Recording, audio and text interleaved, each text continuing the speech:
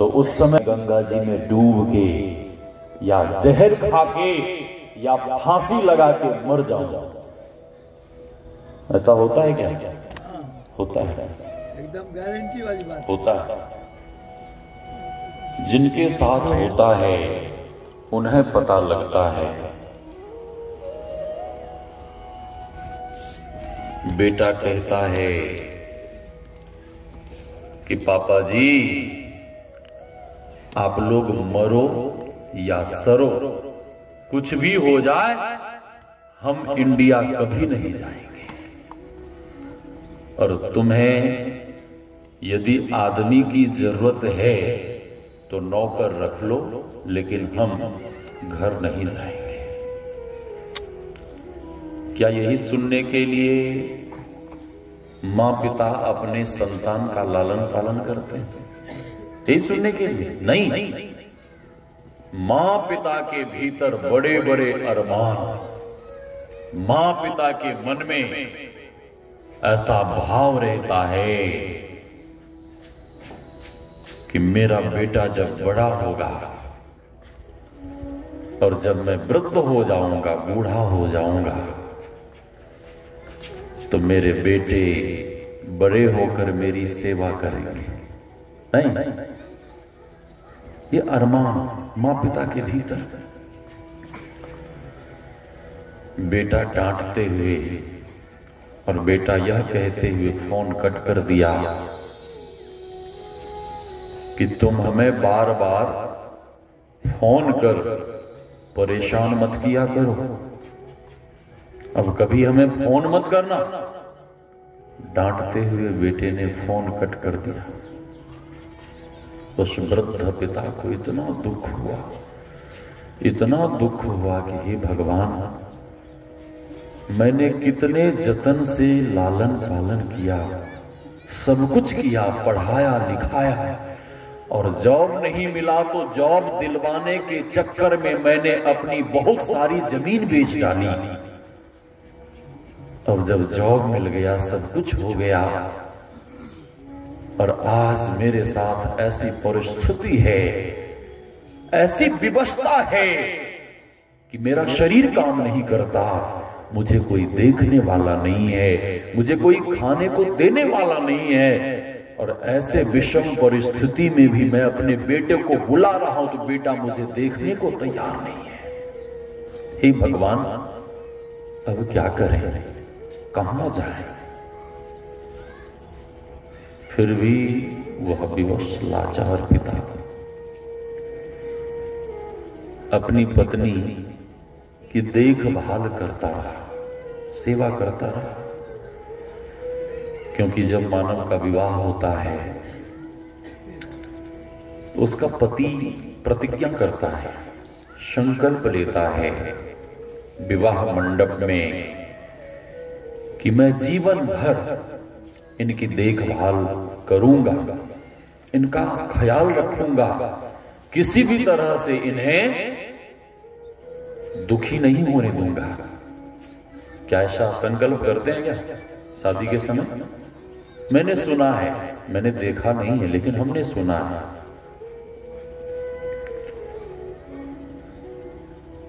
किसी तरह से अपनी पत्नी की सेवा करता, ख्याल रखता, भोजन कराना जो भी है। 6 महीने के बाद वो जो बूढ़ी माँ खाट पे पड़ी हुई थी, बीमार थी,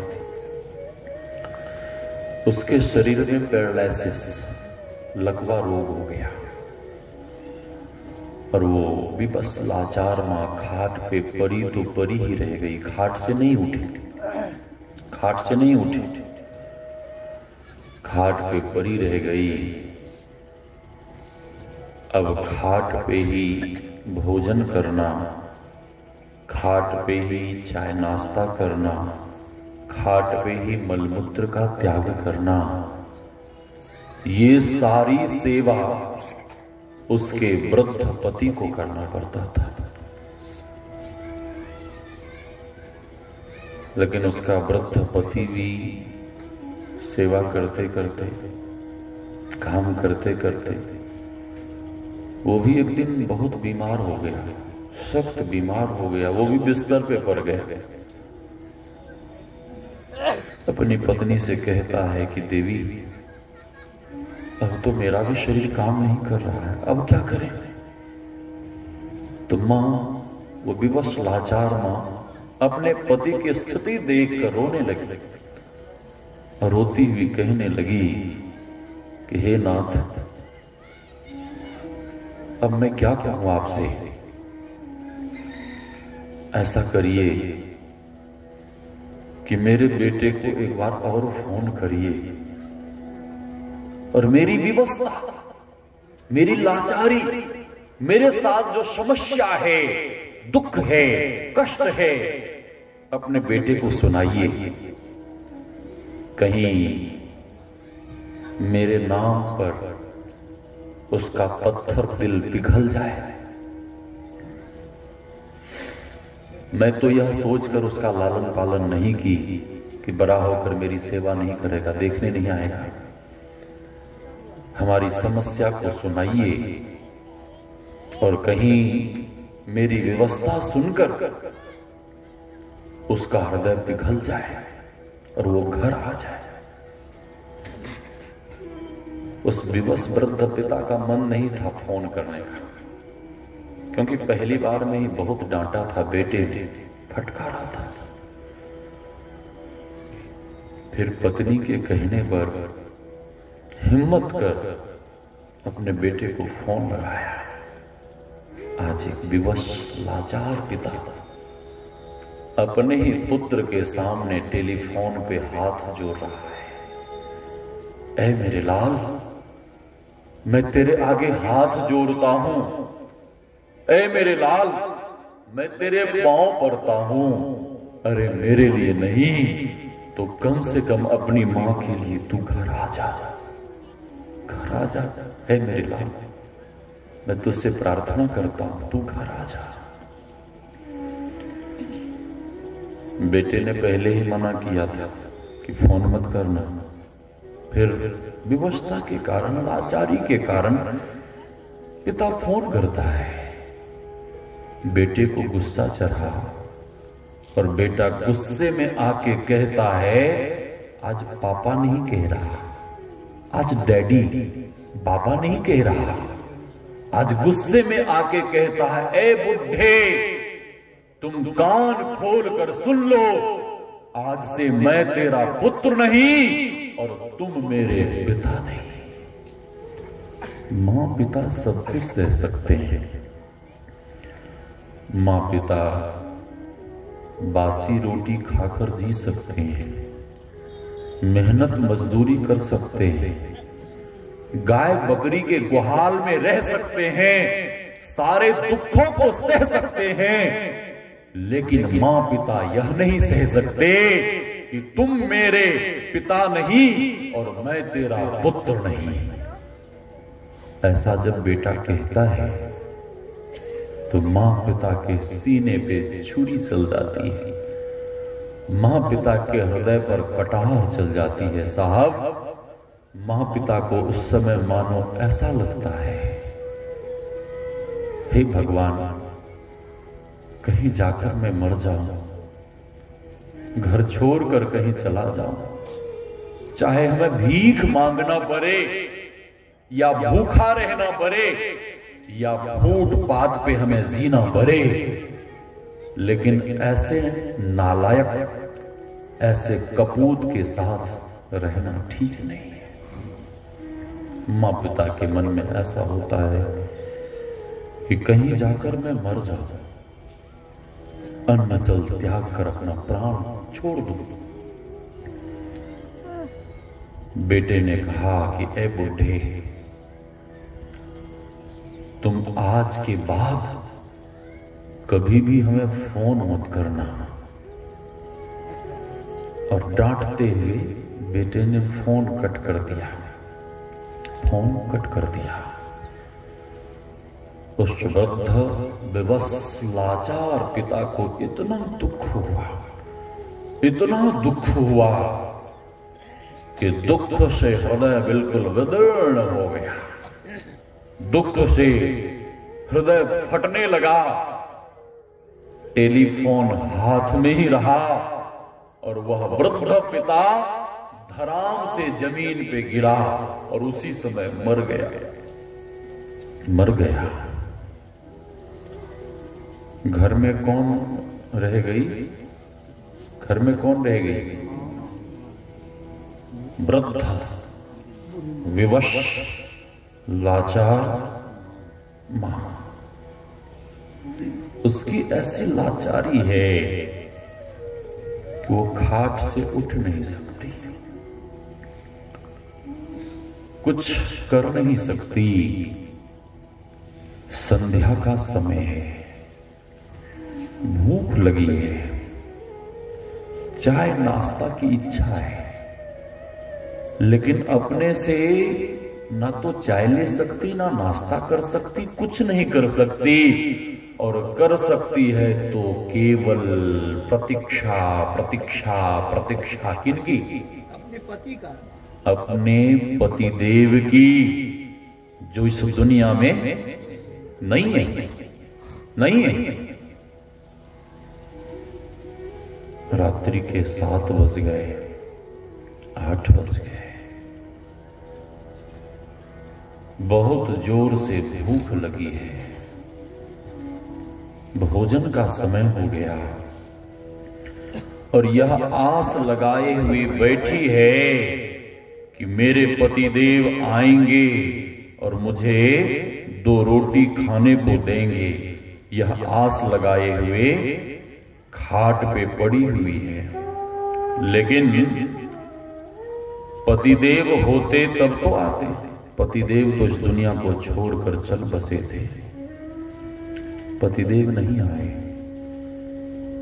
रात्रि के 10 बज गए, 11 बज गए, 12 बज गए, भोर हो गया और भूख के कारण उस विवश लाचार मां को सारी रात नींद नहीं आई। कभी आप लोगों को भूखा रहने का अवसर मिला होगा तो यह अनुभव जरूर हुआ होगा कि जो भूखे रहते हैं उन्हें ठीक से नींद नहीं आती है। वह विवश लाचार मां रात भर जगी रही। सवेरा हुआ, भीतर एक आशा का दीप जगा कि लगता है कि मेरे पतिदेव किसी इमरजेंसी कार्यवश बाहर गए होंगे। अब सवेरा हुआ है, आते ही होंगे, आते होंगे। पतिदेव नहीं आए। 8 बजे, 9 बजे, 10 बज गए। जब 10 बज गए तब उस विवश लाचार मां के मन में अंदेशा होने लगा कि लगता है कि मेरे पतिदेव के साथ कुछ अनहोनी घटना घट गई और इसीलिए मुझे मेरे पतिदेव देखने नहीं आए। वह विवश मां के साथ ऐसी लाचारी थी, शरीर का कोई भी अंग काम नहीं कर रहा था। अपने शरीर के ऊपर ओढ़े हुए रजाई को मुख से, दांत से पकड़ती है और खाट से नीचे गिराती है। अपने शरीर को खाट के दूसरे तरफ गिराती है, चल नहीं सकती। अपने शरीर को घसीटती हुई घसीटती रसोई में जाती है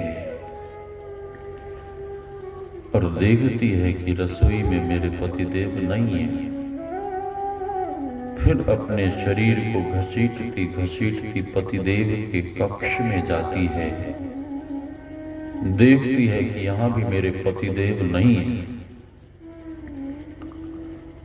फिर अपने शरीर को घसीटती हुई टेलीफोन वाले कमरे में जैसे ही पहुंचती है तो देखती क्या है कि मेरे पतिदेव तो जमीन पे मरे पड़े हैं। अब उस विवश मां के भीतर धैर्य का बांध बिल्कुल टूट गया और वह मां छाती पीट पीट कर भगवान से कहने लगी कि हे भगवान, मैंने तेरा क्या बिगाड़ा था? बेटा था भी तो बुलाने पर भी देखने को नहीं आया, और मेरा कोई अवलंब था, सहारा था तो केवल केवल मेरे पतिदेव का सहारा था। हे भगवान, तूने उस सहारे को भी छीन लिया, अब मैं किसके सहारे जीऊंगी? अब कौन मुझे खाने को देगा? कौन मेरी सेवा करेगा? कौन मेरी देखभाल करेगा? हे भगवान, मेरे ऊपर भी थोड़ी सी दया करो, मेरे ऊपर थोड़ी सी कृपा करो। हे भगवान, मेरा भी प्राण हर लो और मुझे भी मेरे पतिदेव के पास पहुंचा दो। अब इस दुनिया में जीकर मैं क्या करूंगी? कौन मुझे खाने को देगा? कौन मेरी सेवा करेगा? भगवान तो कुछ नहीं बोले। वह विवश लाचार मां अपने पतिदेव के अंक से लिपट कर इतना बिलक बिलक कर चित्कार कर रोने लगी, और उस विवश लाचार मां का भी इतना दुख बढ़ा कि दुख से बिल्कुल हृदय फटने लगा, और वह विवश लाचार मां भी अपने पतिदेव के साथ ही अपना प्राण त्याग देती है। दोपहर हो गया। पास पड़ोस के लोगों ने कहा, अरे आज इनके घर का दरवाजा क्यों बंद है? लोगों ने दरवाजे को खटखटाया। भीतर से कोई आवाज नहीं आई। लोगों को संशय हुआ कि लगता है कि भीतर कुछ अनहोनी घटना घट गई। लोगों ने दरवाजे को खटखटाया। जब कोई आवाज नहीं आई तो लोगों ने दरवाजे को तोड़ा, और दरवाजे को तोड़कर जैसे ही पास पड़ोस के लोग अंदर प्रवेश करते हैं तो लोगों ने देखा, अरे ये क्या? ये क्या? दोनों दंपत्ति ने एक साथ प्राण त्याग दिए। लोगों ने कहा, लगाओ इसके बेटे को फोन। बेटे को फोन लगाया। बेटा कहता है, चाचा जी राम राम। उसके चाचा ने कहा कि ये राम राम तू अपने पास रख, तेरे राम राम की हमें कोई जरूरत नहीं है। तू केवल इतना बता कि अपने माँ पिता के संस्कार के लिए तू घर आता है या नहीं। बेटे का जवाब सुनिए। बेटा कहता है कि चाचा जी हमारा जॉब है, बिजनेस है, हम महीने के इतने डॉलर कमाते हैं, वहां जाऊंगा तो हमारा बिजनेस खराब हो जाएगा, जॉब छूट जाएगा। इधर घर में बाप मर गया, मां मर गई, और उसे जॉब और डॉलर की चिंता है। बेटा कहता है कि चाचा जी हम तो इंडिया नहीं जा पाएंगे। हाँ, मेरे माँ पिता का आप लोग संस्कार भोज भंडारा कर दीजिए। भोज भंडारे में जितने डॉलर खर्च होंगे वो हम भेजने को तैयार हैं, लेकिन हम इंडिया नहीं जा सकते। क्या माँ पिता इसीलिए अपने पुत्र का लालन पालन करते हैं कि मरने के बाद भी मेरा बेटा मुझे अग्निदान को नहीं आएगा, मेरा बेटा मेरे संस्कार श्राद्ध क्रिया करने नहीं आएगा? क्या माँ पिता यही सोचकर अपने पुत्र का लालन पालन करते हैं? नहीं। भीतर बड़े बड़े अरमान, बहुत सारी तमन्नाएं, बहुत सारी इच्छा। उसके चाचा ने कहा कि ए मूर्ख, तू अपना डॉलर अपने पास रख, तेरे डॉलर की हमें कोई जरूरत नहीं है। हम समाज के लोग निकम्मे नहीं हैं। हम समाज के लोगों के भीतर इतना सामर्थ्य है कि हम समाज के लोग तेरे माँ पिता का संस्कार और श्राद्ध क्रिया, भोज भंडारा धूमधाम से कर सकते हैं। उसके चाचा ने फोन कट कर दिया। चाचा ने फोन कट कर दिया। समाज के लोगों ने सब कुछ मिलजुल कर संस्कार, श्राद्ध, भोज भंडारा धूमधाम से किया। इसीलिए मानव को चाहिए कि समाज के लोगों से मिलकर रहे। जब अपना कोई दुत्कारता है, फटकारता है, घर से निकाल देता है, और आदमी जब बेघर हो जाता है, तो जो मानव समाज के लोगों से मिलकर रहते हैं, समाज के लोग उनके लिए घर के द्वार खोल देते हैं कि आओ भाई मेरे घर रहो, आओ माता जी मेरे यहां रहो। ठीक है साहब, ये सब मैंने देखा है बचपन में, और सब कुछ हमें याद है कि जब आदमी घर से बेघर हो गया तो सज्जन होने के नाते गांव के सभी लोगों ने घर के द्वार खोल दिए कि हमारे यहां रहिए, हमारे यहां रहिए, हमारे घर रहिए, ये आपका ही घर है। और मैंने देखा कि 1-2 दिन नहीं, कई वर्ष तक दूसरे के घर रहे, और बाद में मेहनत मजदूरी कर जब कमाया तो अपनी झोपड़ी बनाया, और अपनी झोपड़ी में वो रूखा सूखा खाकर अपना रहते, मेहनत मजदूरी करते। लेकिन आगे परमात्मा की ऐसी कृपा भई, भगवान का भजन भी करते, और भगवान की ऐसी कृपा भई कि आगे आने वाले समय में कमा कमा कर उन्होंने इतना धन इकट्ठा किया कि अभी पूरे गांव में सबसे अधिक सुखी, सुखपूर्वक वो जीते हैं। इसलिए समाज के लोगों से मिलकर रहना चाहिए। सभी लोगों ने धूमधाम से सब कुछ किया, लेकिन कुछ महीनों के बाद वो लड़का टेलीविजन देख रहा था। वहीं अमेरिका में टेलीविजन देख रहा था, और मेरे ही जैसे एक महात्मा मातृपितृ सेवा, मातृपितृ भक्ति के महत्व को बता रहे थे, सुना रहे थे। मातृपितृ सेवा के महत्व को सुना रहे थे। और मातृपितृ सेवा भक्ति जब उसके समझ में आई तो उसे भी अपना माँ बाप याद आया, और माँ बाप जब याद आया तो टेलीविजन के सामने ही अपने माँ बाप को याद कर रोने लगा। अब रोने से क्या होगा? जब माँ बाप थे, सेवा को बुलाया तब गया नहीं। अब माँ बाप नहीं है, माँ बाप मर गए, तो माँ बाप को याद कर रो रहा है, तो रोने से क्या होगा? कोई लाभ होगा? नहीं, कुछ मिलने वाला नहीं है।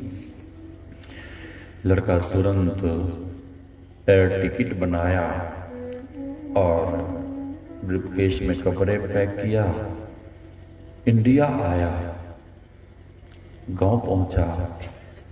गांव में बूढ़े बुजुर्गों से मिला, बूढ़े बुजुर्गों से कहता है, दादाजी राम राम, चाचा जी राम राम। बूढ़े बुजुर्गों ने कहा कि ए मूर्ख, तू राम राम अपने पास रख, तेरे प्रणाम की हमें कोई जरूरत नहीं है। हम समाज के लोग तेरे जैसे कपूत का मुंह भी नहीं देखना चाहते। हट जा, मेरी नजरों के सामने से हट। लड़का समझ गया कि समाज के लोग हमारे दुर्व्यवहार के कारण नाराज हैं। लड़का को बड़ा दुख हुआ, दुखी होकर अपने घर गया और अपने घर जब पहुंचा तो घर में मां बाप को याद कर रोने लगा, घर में मां बाप को ढूंढने लगा। कभी मां के बेड को पकड़कर रोता, कभी मां के खाट को पकड़कर, कभी पिता के बिस्तर को पकड़कर रोता। अब रोने से क्या होगा?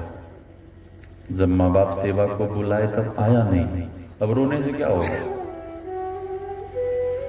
मां जब बूढ़ी हो जाती है तो मां कहती है कि ए मेरे लाल 10 रुपए दो ना, हमें बिस्किट खानी है, फ्रूट खाने हैं। तो बेटा बहाना बनाता है, बेटा कहता है कि मम्मी आपको पता नहीं है आजकल बच्चे लोगों की फीस बहुत बढ़ गई है, पैसे की बड़ी दिक्कत है। मां के साथ बहाना बनाता है, लेकिन उसी समय बेटे का बेटा स्कूल जाने के समय कहता है कि पापा हमें स्कूल जाना है, हमें 100 का नोट चाहिए, दीजिए। ऐसा नहीं, चाहिए। तो बेटा तुरंत गर्मा गर्म 100 का नोट अपने बेटे के हाथ में देते हुए कहता है कि जाओ स्कूल में पढ़ना। स्कूल के बाहर ठेली पे पिज्जा, बर्गर, गोलगप्पे, चाउमीन खाना, मौज मस्ती करना। लेकिन जिस मां ने पैदा किया, जिस मां ने जन्म दिया, उसके लिए 10 के नोट नहीं निकलते साहब।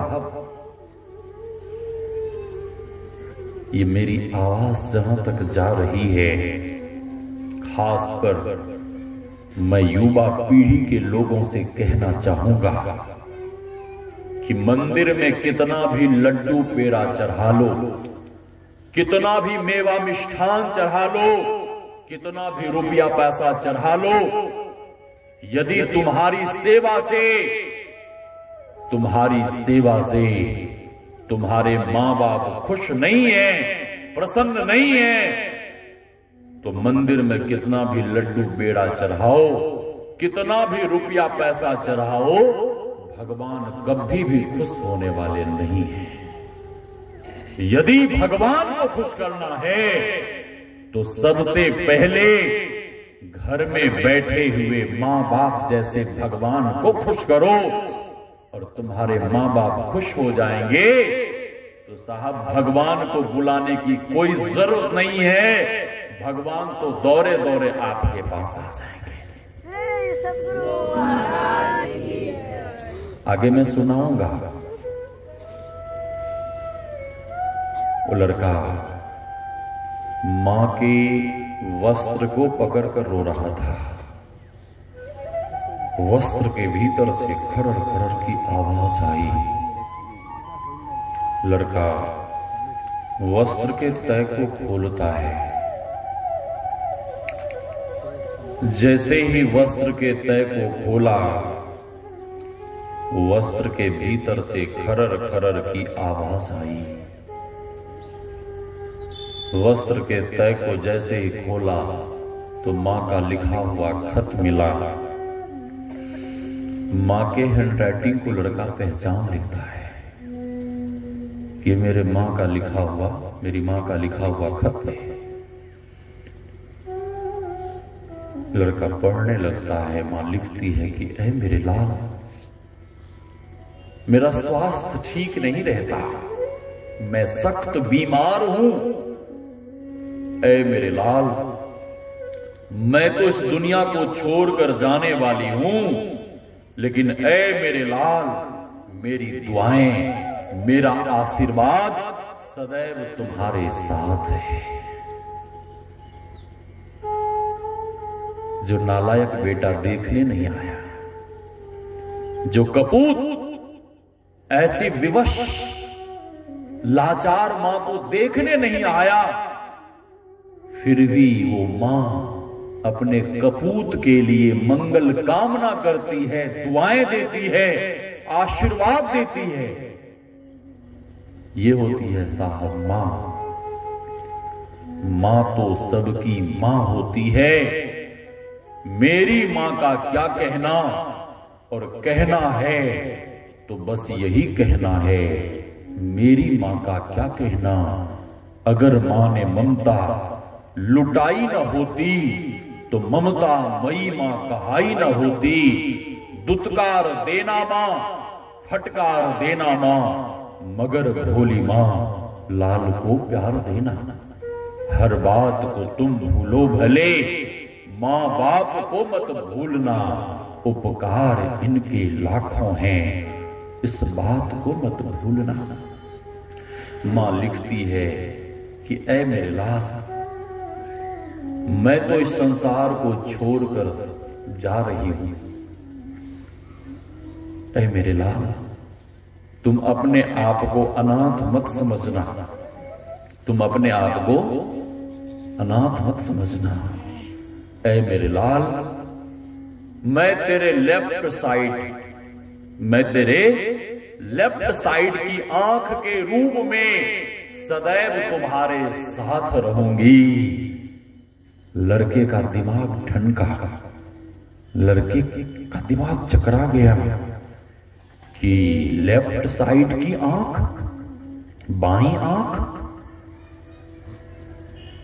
मां कभी नहीं बताई थी कि तेरी जो बाईं आंख है वो मेरी दी हुई आंख है। मां फटे पुराने चिथड़े पहन सकती है, मां मेहनत मजदूरी कर सकती है, मां बासी रोटी खा सकती है, मां फटे पुराने चिथड़े पहन सकती है, लेकिन अपने लाल को फटे पुराने चिथड़े पहनते कभी नहीं देख सकती। ये होती है साहब मां। मां लिखती है कि ऐ मेरे लाल, तुम बचपन में जब गुल्ली डंडा खेल रहे थे तो तेरी बाईं आंख फूट गई थी। हम और तेरे पिता तुझे डॉक्टर के पास ले गए और डॉक्टर ने कह दिया कि इसकी आंख पूरी तरह से फूट चुकी है, इसकी आंख ठीक नहीं हो सकती। उसकी मां कहती है कि डॉक्टर बाबू, आंख ठीक नहीं हो सकती है वो मैं मानती हूं, क्या दूसरी आंख फिट भी नहीं हो सकती? डॉक्टर ने कहा कि तेरे बेटे के लिए कौन देगा अपनी बाईं आंख?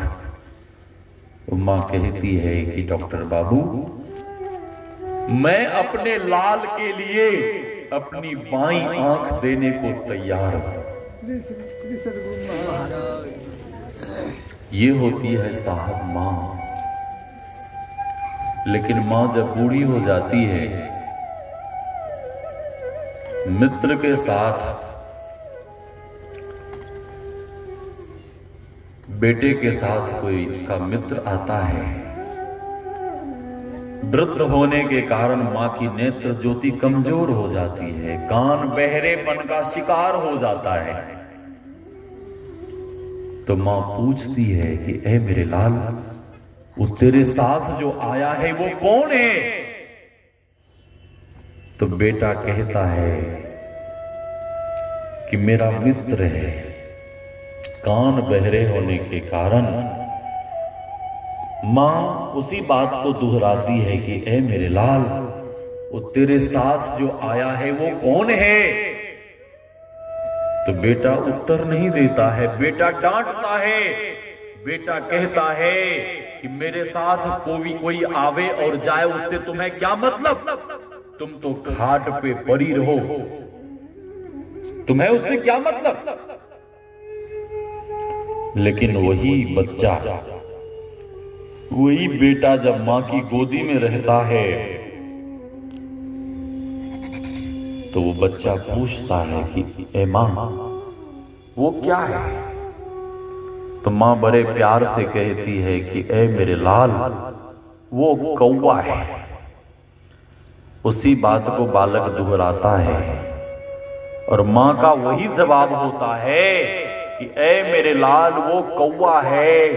बच्चा उसी बात को 100 बार पूछता है और मां का एक ही जवाब होता है।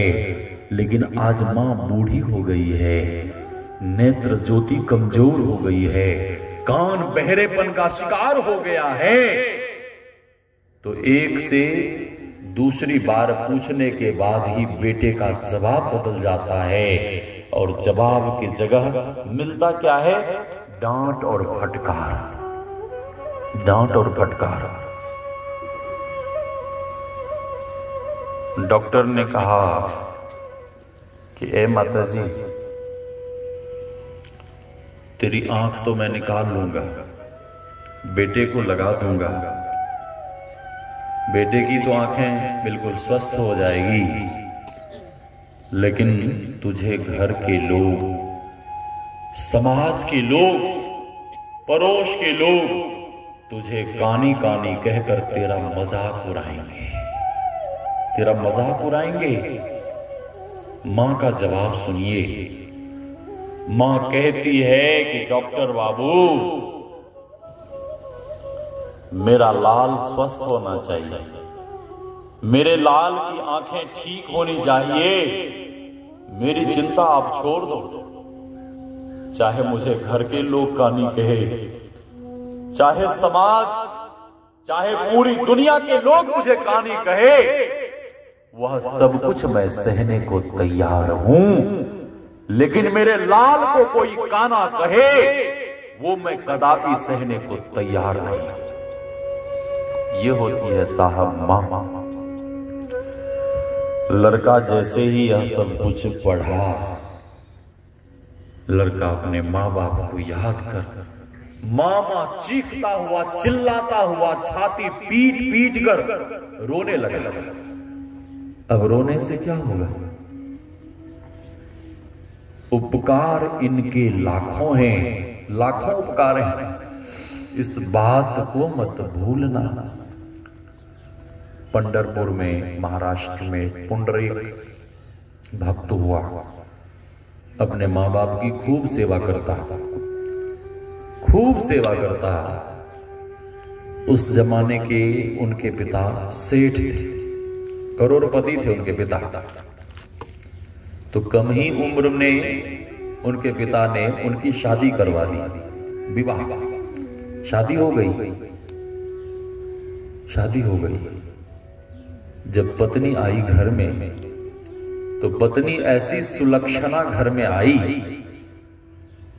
कि पत्नी पुंडरीक के कान में इतना बढ़िया बढ़िया गायत्री मंत्र, इतना बढ़िया बढ़िया सावर मंत्र, इतना बढ़िया बढ़िया गुरु मंत्र पढ़ना शुरू की कि पुंडरीक के माइंड को बिल्कुल डाइवर्ट कर दी।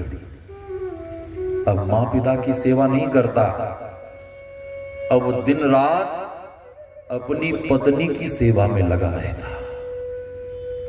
और पत्नी का इतना मन बढ़ा, इतना मन बढ़ा, पत्नी कहती है कि सुन, इस घर में या तो ये बुढ़े बुढ़ी रहेंगे या मैं रहूंगी।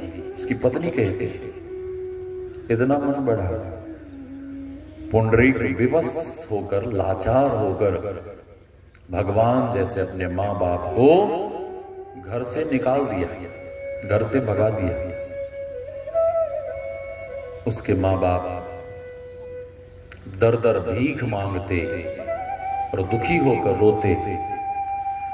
उनको इस बात का दुख नहीं था कि मेरे बेटे ने मुझे घर से निकाल दिया, इस बात का दुख नहीं था।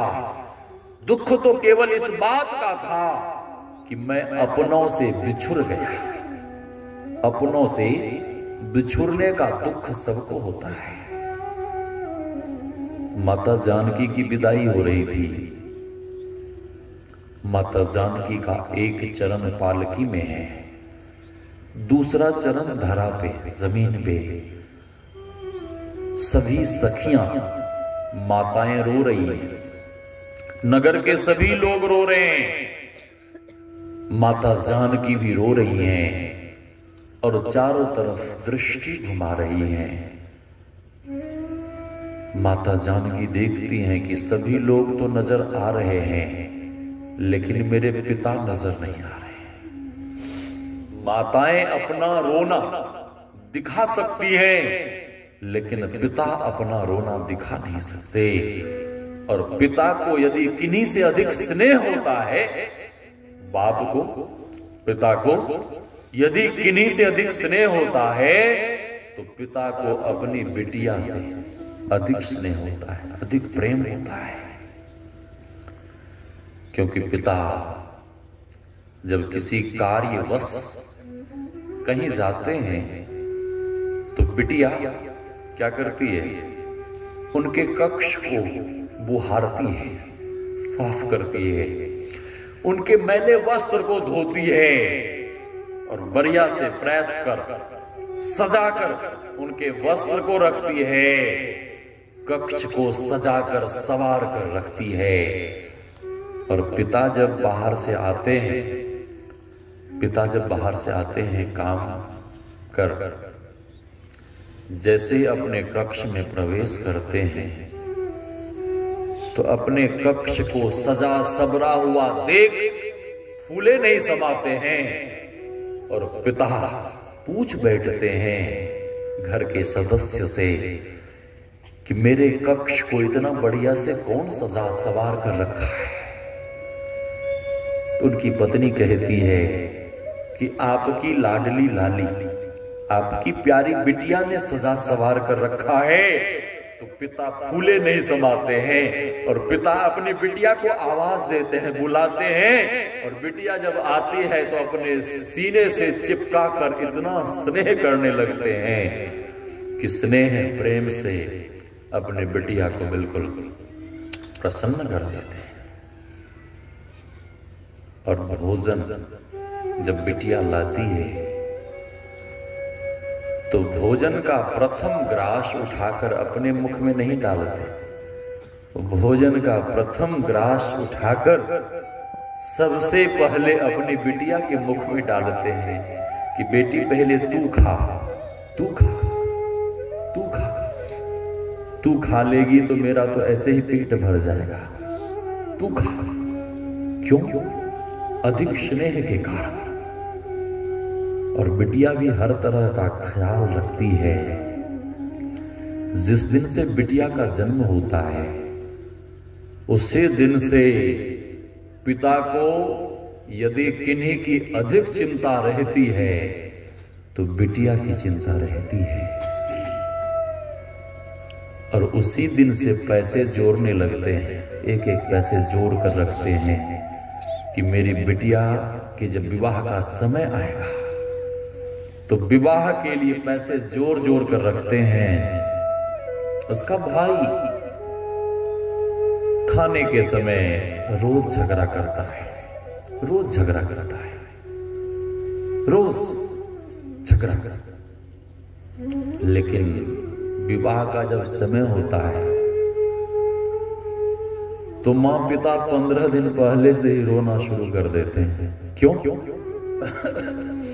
क्यों रोना शुरू करते हैं? अब मेरी प्यारी बिटिया, मेरी लक्ष्मी इस घर को छोड़कर चली जाएगी।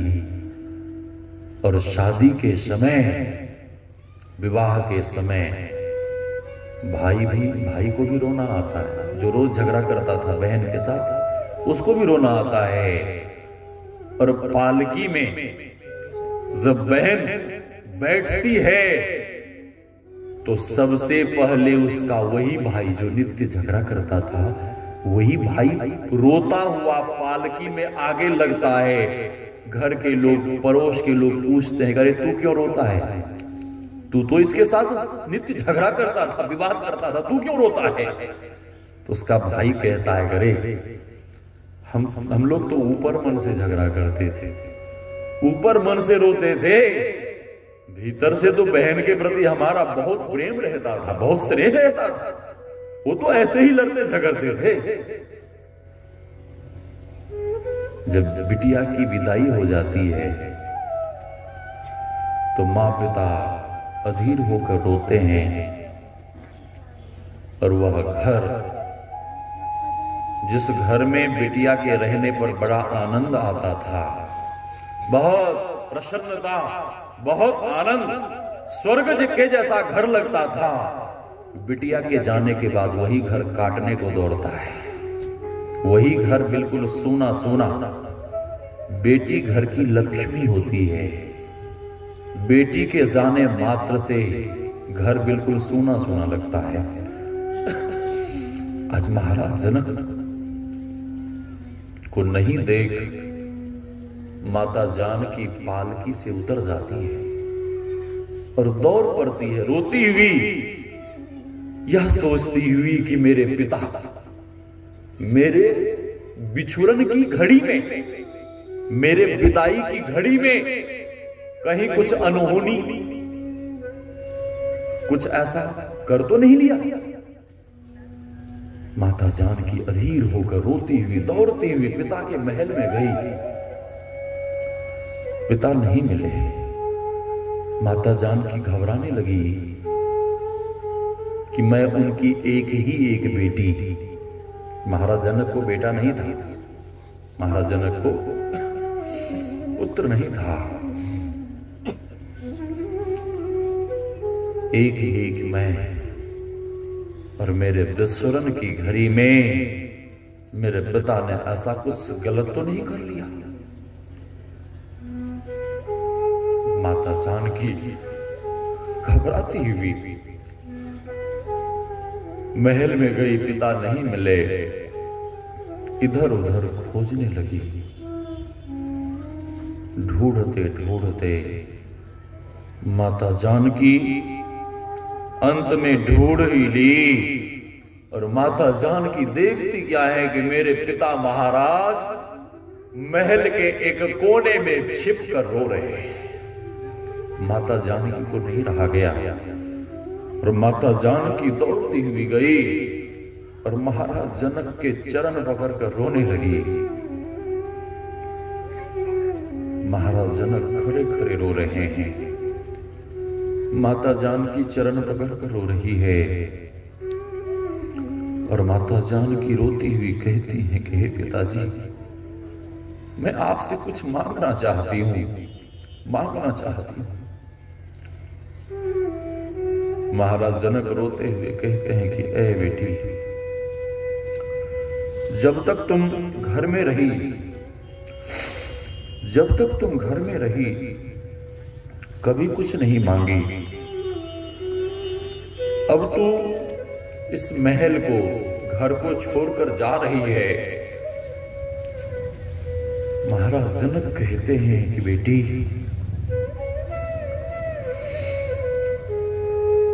तुझे जो चाहिए वो मांग ले। ये राज भवन चाहिए, जनकपुर का राज्य चाहिए, धन वैभव जो चाहिए मांग ले।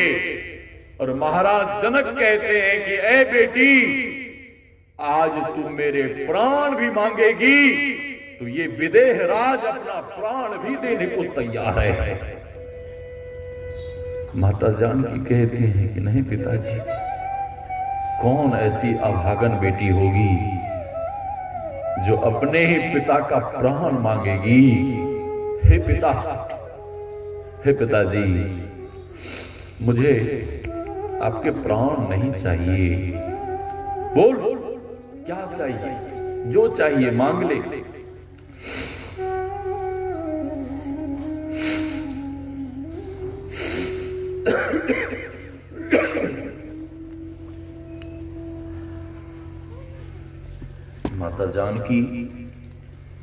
माता जानकी हाथ जोड़कर कहती है कि हे पिताजी, हमें केवल एक वचन चाहिए। महाराज जनक कहते हैं कि मांग मांग, जो इच्छा है सो मांग मांग।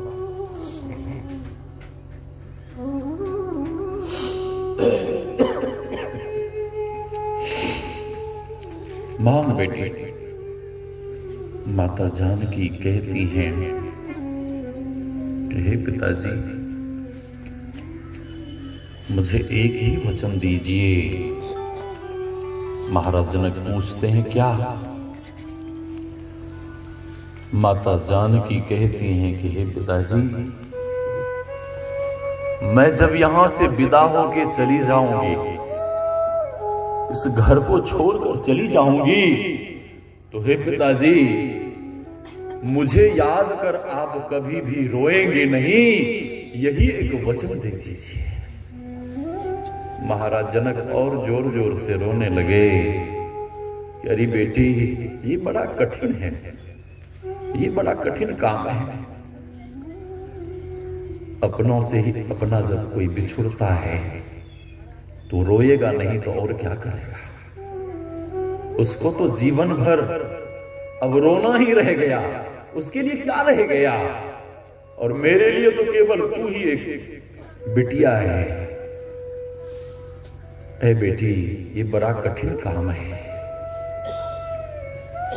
माता जानकी किसी तरह से समझा बुझाकर वहां से निकलती है, मां के पास जाती है, मां से भी वचन मांगती है कि मां,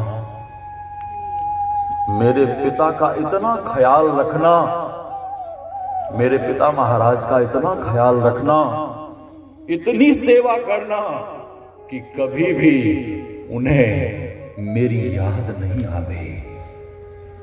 मां कहती है, गरीब बेटी, ये बड़ा कठिन काम है, ये बड़ा कठिन काम है। इस तरह से माता जानकी वहां से विदा होती है। आज पुंडरीक के मां पिता इसलिए दुखी होकर रो रहे हैं कि मैं अपनों से बिछुड़ गया। अपनों से बिछुड़ने का, किसी मां पिता का बेटा बिछुड़ जाता है तो जब जब उस बेटे की याद आती है, मां पिता तब तब रोते हैं। जब जब याद आती है तब तब मां पिता दुखी होकर किसी को अपना रोना नहीं दिखाते, लेकिन एकांत में बैठकर रोते हैं कि मेरा लाल मुझसे बिछुड़ गया, मेरी बेटी हमसे बिछुड़ गई, मेरा मित्र मुझसे बिछुड़ गया, मेरे पिता हमको छोड़कर चले गए। दर दर भीख मांगते।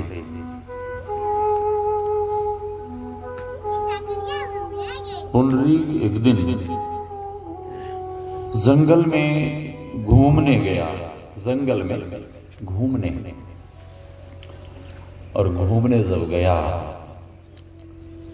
तो पुंडरीक एक झोंपड़ी को देखा, फूस की कुटिया, और उस झोंपड़ी के बाहर दिव्य देवियों को देखा। पुंडरीक को लगा कि ये देवियां इस धरा की नहीं हैं, ये देवियां तो स्वर्ग की लगती हैं। पुंडरीक जाता है और हाथ जोड़कर प्रणाम करता है और पूछता है कि माताओं, आप लोग कौन हैं? वो देवियां कहती हैं कि मैं गंगा हूं, मैं यमुना हूं, मैं सरस्वती हूं, मैं रमानी हूं, मैं ब्रह्माणी हूं। अरे माताओं, आप लोग यहां झोंपड़ी के बाहर क्या कर रही हैं? वो देवियां कहती हैं कि अरे मैं क्या, बड़े बड़े स्वर्ग के देवता लोग इस झोपड़ी में रह रहे मातृ पितृ भक्त की सेवा करने को आते हैं। मातृ पितृ भक्त इस झोपड़ी में रहते हैं, वो अपने माँ बाप की सेवा करते हैं और हम लोग उनकी सेवा को आती हैं।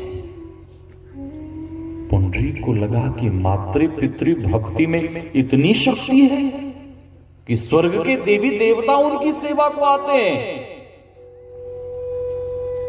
पुंडरीक को अपना मां बाप याद आया और पुंडरीक हाथ जोड़कर कहता है कि हे माताओं, हमें भी ऐसे मातृ पितृ भक्त के दर्शन करा दीजिए। वो देवियां कहती हैं कि ठीक है, चलो चलो। ले गई। पुंडरीक उस मातृ पितृ भक्त के चरण में गिरकर रो कर क्षमा मांगने लगा। वो ब्रह्मचारी महात्मा मातृ पितृ भक्त पूछने लगे कि तुम क्यों रो रहे हो? पुंडरीक कहता है कि मैंने बहुत बड़ा अपराध किया है। क्या अपराध किया है? मैं अपने माँ बाप, भगवान जैसे माँ बाप को घर से भगा दिया है, घर से निकाल दिया है। वो ब्रह्मचारी महात्मा कहते हैं कि ये तो बहुत बड़ा अपराध किया है तुमने। तुम जानते हो कितना बड़ा पाप किया है? नहीं। पुंडरीक से वह महात्मा कहता है, इस पाप का फल तुम नहीं जानते। इस पाप का फल यह है कि तुम्हें हजारों वर्षों तक कुंभी पाक नरक में दुख भोगना पड़ेगा। अब तो पुंडरीक सुनते ही कांपने लगा कि इतना दुख हमें भोगना पड़ेगा। पुंडरीक हाथ जोड़कर कहता है कि हे महात्मन, हे मातृ पितृ भक्त, क्या इस पाप से बचने का कोई उपाय नहीं है? उस ब्रह्मचारी महात्मा ने कहा कि हाँ, उपाय है। क्या? जल्दी बताइए, मैं इस पाप से बचना चाहता, मैं नरक में दुख नहीं भोगना चाहता। महात्मा ने कहा, इस पाप से बचने का एक ही मात्र उपाय है कि तुम जाओ अपने माता पिता के चरण में गिरकर रो कर क्षमा मांगो और तुम्हारे माता पिता तुम्हें क्षमा कर देंगे तो तुम इस पाप से बच जाओगे, मुक्त हो जाओगे। पुंडरीक कहता है कि मेरे माँ बाप पता नहीं इस दुनिया में होंगे भी या नहीं होंगे, मिलेंगे कि नहीं मिलेंगे। उस ब्रह्मचारी महात्मा ने कहा कि मेरा हृदय कहता है कि तुम सच्चे मन से अपने माँ बाप को ढूंढोगे तो तुम्हारे माँ बाप जरूर मिलेंगे। पुंडरीक ढूंढने के लिए निकला, तमाम नगर में ढूंढा, माँ बाप नहीं मिले। फिर तीर्थों में चला गया और जैसे ही तीर्थ में गया तो पुंडरीक देखता क्या है कि मेरे माँ पिता दुख से दुखी होकर रोते रोते माँ पिता दोनों अंधे हो गए और एक मंदिर पर बैठकर, मंदिर के सीढ़ी पर बैठकर भगवान का भजन गा रहे हैं और भीख मांग रहे हैं। भीख। माँ बाप अंधे हो गए, इस बात से पुंडरीक को दुख नहीं हुआ, लेकिन माँ बाप को भीख मांगते हुए देखकर पुंडरीक का हृदय फटने लगा कि हे भगवान, मुझ पापी के कारण मेरे माँ बाप आज भीख मांग रहे हैं। पुंडरीक दौड़ कर गया और माता पिता के चरण में गिर पड़ा और चरण पकड़कर रो कर क्षमा मांगने लगा। बहुत जब क्षमा मांगा तो माँ पिता दोनों क्षमा करते हैं और पुंडरीक हाथ जोड़कर कहता है कि हे मेरे परमेश्वर, हे मां, हे पिताजी, अब अपने घर को चलिए। पिता कहता है कि नहीं, अब मैं घर नहीं जाऊंगा। जैसे ही पिता ने कहा कि अब मैं घर नहीं जाऊंगा, तो पुंडरीक समझ गया कि पिता हमने क्षमा नहीं किए। चरण पकड़कर बहुत रोने लगा, क्षमा मांगने लगा। तो मां का हृदय कोमल होता है। मां कहती है कि हे नाथ, मैंने तो अपने लाल को क्षमा कर दिया, मैंने तो अपने लाल को क्षमा कर दिया। मां तो साक्षात ममता की मूर्ति होती है। मैंने अपने लाल को क्षमा कर दिया। हे नाथ, मैं आपके सामने हाथ जोड़ती हूं कि मेरे लिए, मेरे कारण, मेरे लिए आप अपने लाल को क्षमा कर दीजिए। मेरे लाल को मैं हाथ जोड़ती हूं। पिता ने भी क्षमा कर दिया और मां पिता को मनाकर अपने घर लाया। जैसे ही घर लाया तो उसकी पत्नी फिर उछलने लगी और कहने लगी कि फिर तुम इस बुढ़े बुढ़ी को घर ले आए, फिर तुम इस बुढ़े बुढ़ी को घर ले आए। उसकी पत्नी कहती है, पुंडरीक की पत्नी, कि मैं चली मैके। पुंडरीक कहता है कि तुम मैके जाओ या जहर खा के मरो या चुल्लू भर पानी में डूब के मरो, अब तेरा चारा चलने वाला नहीं है। अब मैं तुम्हारे नाटक को समझ गया, अब तेरा कुछ चलने वाला नहीं है। अब तो कुछ भी हो, मैं अपने मां बाप की सेवा करूंगा। पुंडरीक खूब तन मन से मां बाप की दिन रात एक कर सेवा करने लगा और अपने पति को देखा कि अपने मां बाप की खूब सेवा कर रहे हैं, तो उसकी पत्नी भी थोड़ा थोड़ा सेवा में हाथ बटाना शुरू की।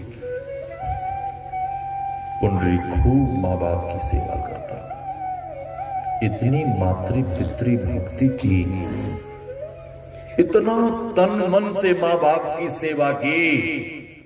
मां बाप को ही भगवान समझकर उनके चरणों की पूजा करता, वंदना करता। पुष्प चढ़ाना होता तो मां बाप के ही चरणों में पुष्प अर्पण करता, सब कुछ करता। इतनी सेवा की, इतनी मातृ पितृ भक्ति की कि पुंडरीक के मातृ पितृ भक्ति को देखकर भगवान को नहीं रहा गया। लोग भगवान को यहां वहां ढूंढने जाते हैं, ठीक है, जहां मंदिर देखते हैं वहां शीश झुकाते हैं, लेकिन मां बाप को कभी प्रणाम लोग नहीं करते, ठीक है। मां बाप का लोग अपमान करते हैं। पुंडरीक इतनी मातृ पितृ भक्ति की, इतनी सेवा की, उसके मातृ पितृ भक्ति को देखकर भगवान को नहीं रहा गया। उसके मातृ पितृ भक्ति को देखकर एक दिन साक्षात भगवान उसके सामने प्रकट हो गए। साक्षात भगवान।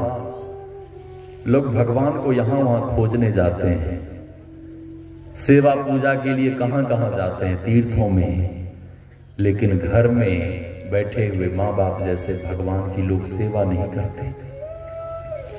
भगवान को यहां वहां ढूंढने की कोई जरूरत नहीं है।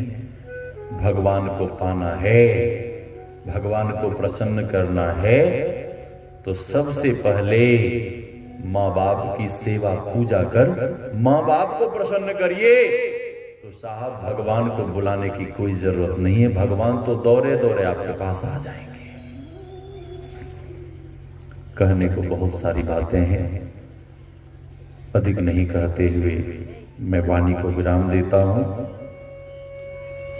और हम आप सुन रहे थे साधना की बातें, योग की बातें। योगहीनम कथम ज्ञानम।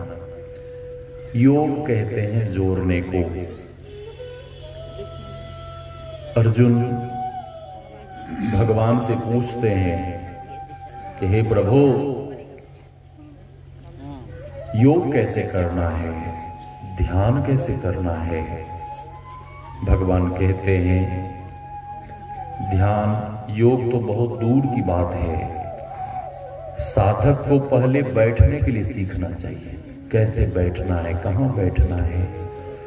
भगवान श्री कृष्ण कहते हैं शुचो देशे प्रतिष्ठाप्य स्थिरमासनमात्मनः नात्युच्छ्रितम नाति नीचम चैलाजिन कुशोत्तरम सम आसन आसीनः समं कायो यथा सुखम हस्तौ उत्संग आधाय स्वनासाग्र प्रतेक्षण। भगवान आगे कहते हैं समं काय शिरोग्रीवम धार्यन् अचलम स्थिरम संप्रेक्ष नासिकाग्रम स्वम दिशस्यानवलोकयन्। दिशाओं को नहीं देखते हुए साधक नासिका के अग्रभाग में ध्यान जमावे। इसी को हमारे गुरुदेव कहते हैं दो नयन बीचों बीच सन्मुख एक टक देखत रहो, आप ही वह बिंदु झलके पट गिरा निरखत रहो।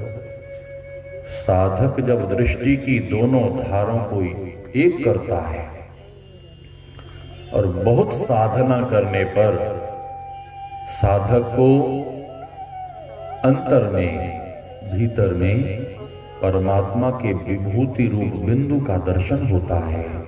और गुरुदेव कहते हैं उसी बिंदु को देखते रहो।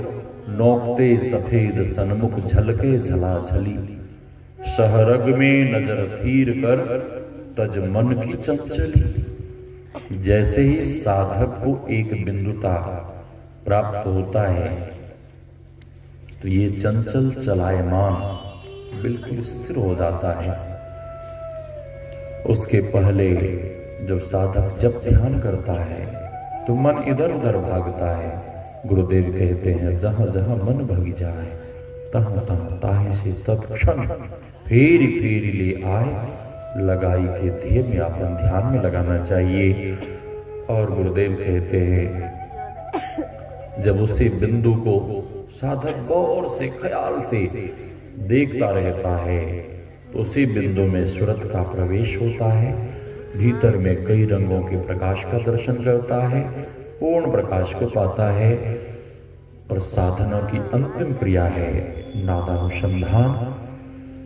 गुरुदेव कहते हैं दृष्टि योग की क्रिया कठिन है, दृष्टि योग की साधना कठिन है। दृष्टि योग की साधना में जब साधक को एक बिंदुता प्राप्त हो जाए तो साधक को चाहिए कि नादानुसंधान की क्रिया सीख कर नादानुसंधान की साधना में, शब्द साधना में लग जाए। क्योंकि शब्द साधना सुगम और सरल है। नादानुसंधान की क्रिया करने से ही मानव का परम कल्याण होगा। नादानुसंधान की साधना के ही द्वारा यह जीव उस पीप का, परमात्मा का दर्शन करेगा, दीदार करेगा। अधिक नहीं कहते हुए वाणी को विराम। बोलिए श्री सद्गुरु महाराज की जय।